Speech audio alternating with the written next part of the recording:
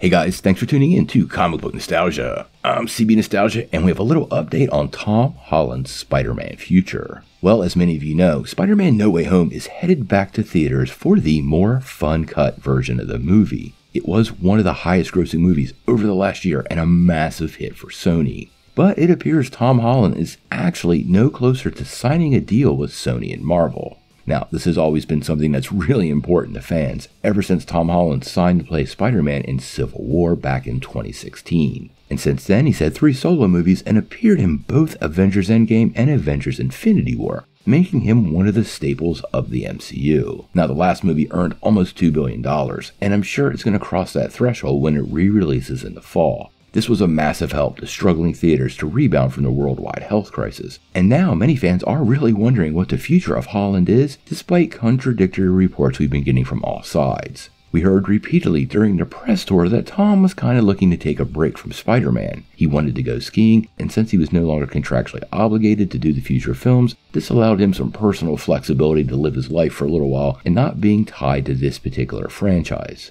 Now, we've been told multiple times, specifically by Tom Rothman, that they're working towards another trilogy with Tom Holland. But it appears, based on a recent report, that hasn't gone anywhere yet. Now, the new report comes from The Ankler, and they reveal that, and I quote, "While plans are in motion for another Spider-Man trilogy starring Tom Holland, I don't believe he has actually signed the deal yet, so those plans remain unofficial for now." That said, I'm sure that more Spidey adventures with Holland are a top priority for Rothman and company, which is also counting on him as an anchor of its budding Uncharted franchise as well. Now, we've heard from multiple sources that Spider-Man 4 is in the works, so it seems like this is something that's very likely. Sony's also keeping Tom Holland's Spider-Man in everybody's mind with the more fun stuff version set to hit theaters in September, and I actually think this will serve as a platform to make any future announcements for the franchise. This would give Holland the whole summer to kind of live his life and maybe get done what he needs to get done before Sony re-obligates him to being Spider-Man and puts him back to work.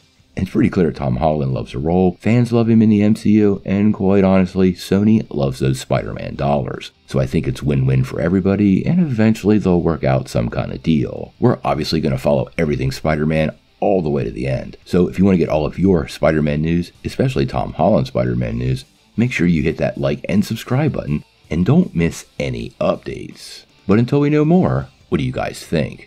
Do you think there's any way Tom Holland does not appear in any more Spider-Man movies? And if you were running Sony Pictures, how long of a break would you give Tom from the franchise? I think a year is pretty good. Tell me what you think in the comments below. If you like this video, make sure you hit like, click subscribe, and if you don't ring that bell, you won't get any updates. Peace.